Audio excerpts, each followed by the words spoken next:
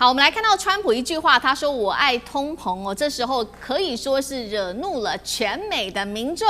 尤其呢，最新的經濟數據出爐，美國的 CPI 消費者物價指數創下了3年新高，來到了4.2%，100萬家庭被迫刷卡求生，有多嚴重？今天節目趕快一起來看，這個是最新公布的數據哦，消費者物價指數 CPI 年增幅來到了4.2%，創下3年來最高的一個升幅。那麼我們來看到主要的原因，就是因為中東戰事推升，包括了能源價格大幅的提高，能源跟汽油的價格漲幅是最多的，月增幅能源達到3.9%，汽油啊，光是一個月漲幅竟然高達了7%，現在呢已經狂飆，在美國加油啊，每加侖來到了4.6美元。那麼這位執行長他也特別強調了，他說啦，只要超過4美元就是一個轉捩點了。現在呢，在美國你只要年收入是超過10萬美元的家庭，本來是很不錯的，現在他們也只好跑去這些折扣連鎖店去買東西，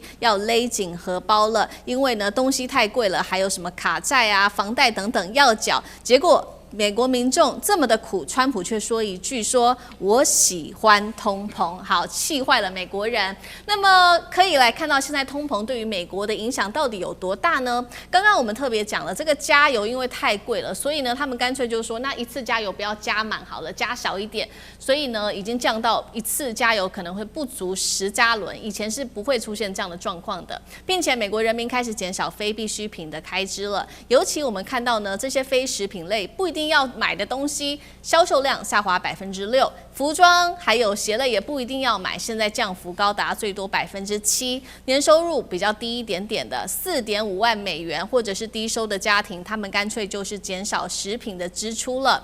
美國民眾呢，現在有1半以上能夠不用付小費，也就不給小費了，並且呢，他們改在網絡上買菜，減少衝動消費的一個習慣。川普總統現在呢，看到民眾的怒罵聲哦，他趕快也回說，這些通膨的影響都是因為中東戰事造成的，包括了油價啊、物價等等。他說呢，一旦中東衝突結束，油價會像石頭一樣立刻掉下來。好，真的是這樣子嗎？楊老師怎麼看？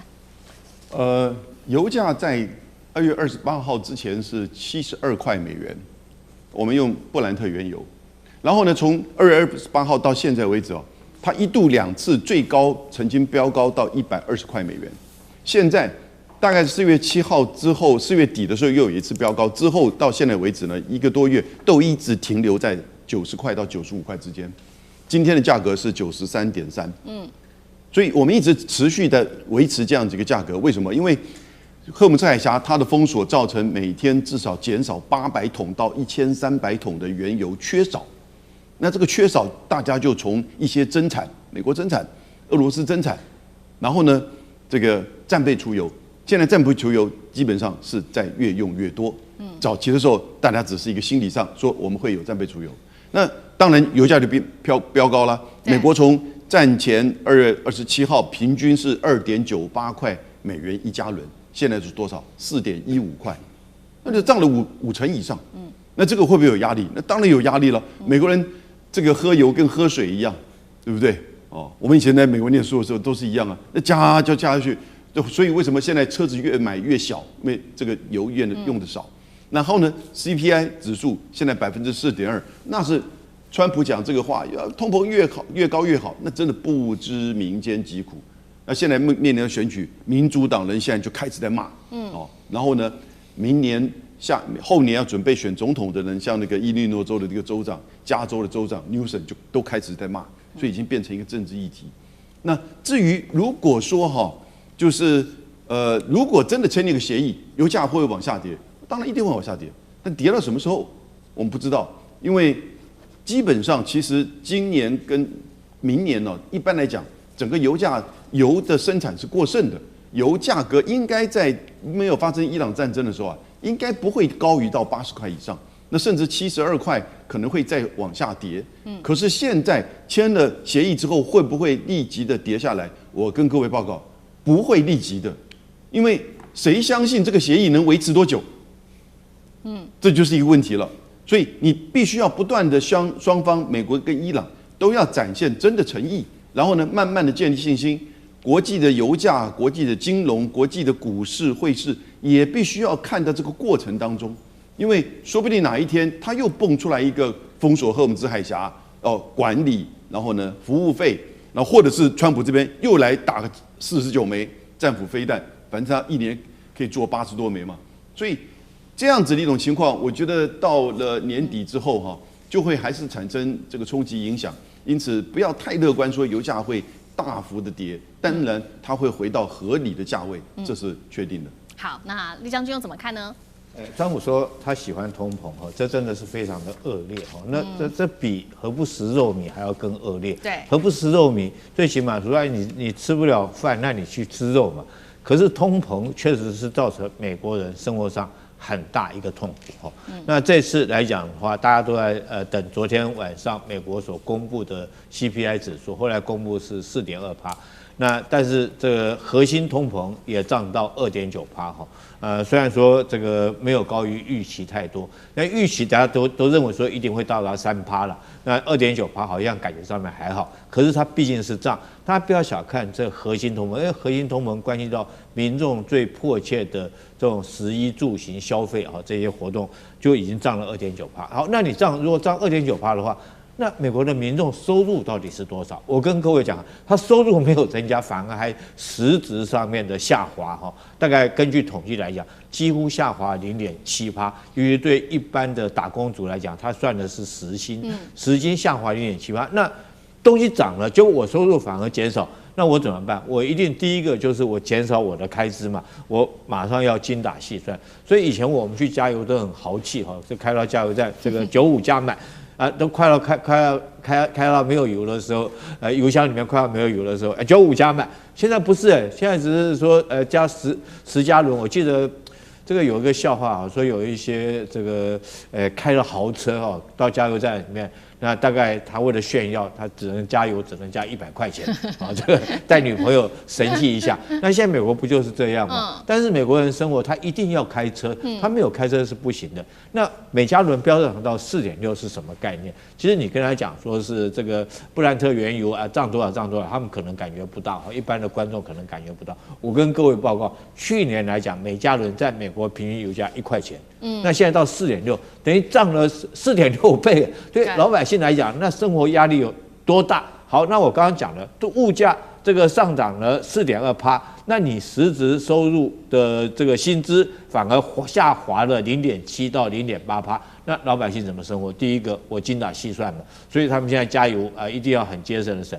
第二個來講，我不要去這個逛街了嘛，哈，逛街會產生衝動性消費啊，不小心看到一件很漂亮的衣服就一衝動就買了。現在來講，我不要去逛街哈，所以它美國的不管好市多、沃爾瑪這一類的大型的這種購物商店、shopping店來講的話，當然顧客流量就會很明顯的減少。這是第二。第三個他怎麼辦？他用存款呢，對不對？我還是要吃飯啊，那我吃飯怎麼用？就是我用我的存款去吃飯哈，所以儲蓄率就很明顯的會支出，我存的錢越來越少，其實就會產生一種焦慮感。第四種，我們看到有一個數據最明顯，就是信用卡，我這個月我錢不夠了，我還是要吃飯，那我怎麼辦？我就用刷卡。對不對？刷卡是等於說是眼支卯糧了哈，我這個月刷了卡，我下個月還是要付這個錢嘛。那如果說是下個月付不出來，我再去刷一次循環刷卡。我跟各位講，這個美國信用卡的數字你就知道，去年來講的話哈，2025年4月，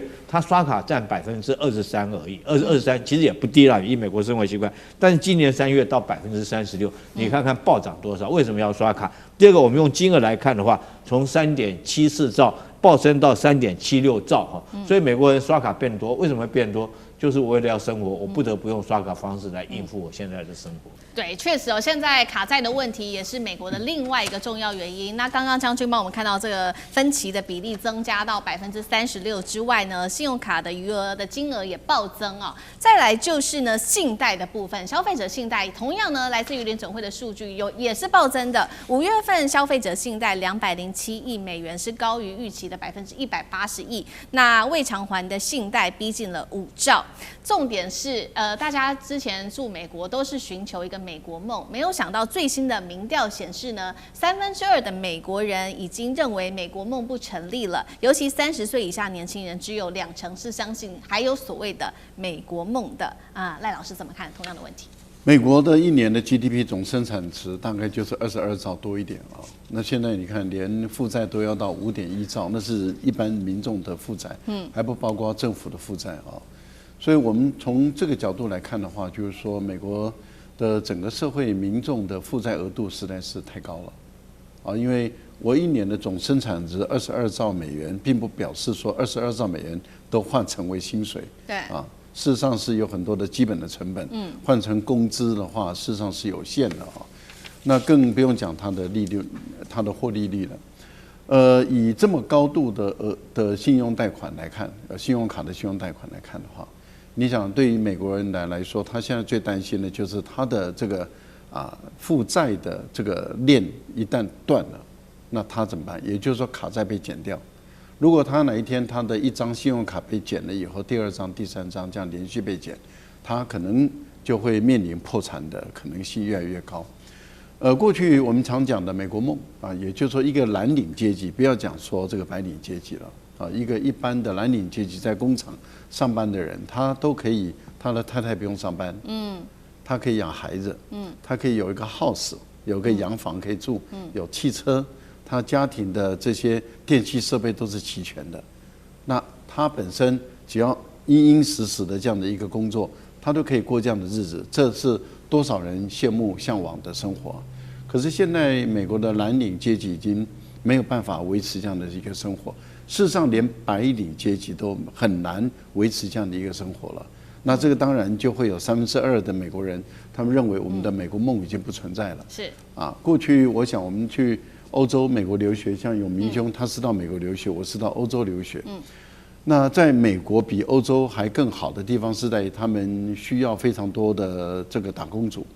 我們在歐洲留學的時候，我們要去打工很困難的啊，但是在美國他們打工幾率是很高的，所以早期台灣有很多的留學生到美國去，他可以在校園裡面找一份工作。我們在歐洲校園要找一份工作是基本上是不可能的，所以很早就沒有所謂的歐洲夢。可是美國夢還有啊。那現在美國夢如果說連要找一份打工的工作都沒有的時候，那就是代表他們的經濟狀況出了很大的問題了。好，現在的情況我們看到，如果說美國的消費者，您看剛剛您告訴我們的，就是美國的消費的支出一直在減少，所以當民眾不願意去消費，美國人哦。不願意去消費，那它的進口商的進口的貨物的來源就會減少，那出口商也會減少，那因此賣到美國產品的這些國家，它的經濟狀況會出現問題，它的出口的情況會往美國這個地方的本來過去我可以賣到美國的，我越來越少的時候，那我的出口越來越少，我的本身的經濟越來越緊張，我要轉移到別的地方去找訂單，那它從美國進口的來源也會減少。其實這個整個世界是經濟上本來就是相互滾動的，可是今天會面臨這麼嚴重的問題，其實都是來自於川普嘛。川普從上來了以後搞的這個對等關稅，不斷的抬高關稅，然後現在又發動對中東的戰爭，造成美國的通貨膨脹，世界的油價上漲，所以造成整個世界的經濟都出了問題了以後，其實美國也不能獨善其身，美國的情況看起來又比其他國家更嚴重。如果美國夢啊，事實上您看到的就是說2/3以上的美國人都認為沒有美國夢的，那還有多少人願意選擇美國作為他的一個最理想的留學國家？那事實上，在美國留學的人也越來越會離開美國，回到自己的國家來找工作。我覺得美國的衰敗事實上是已經形成了。好，謝謝賴老師。那我們休息一下，馬上回来。地緣政治、美中之爭、戰略價值、強權崛起、小國生存，現在與未來洞悉事件走向，掌握世界脈動，全球觀點盡在環球大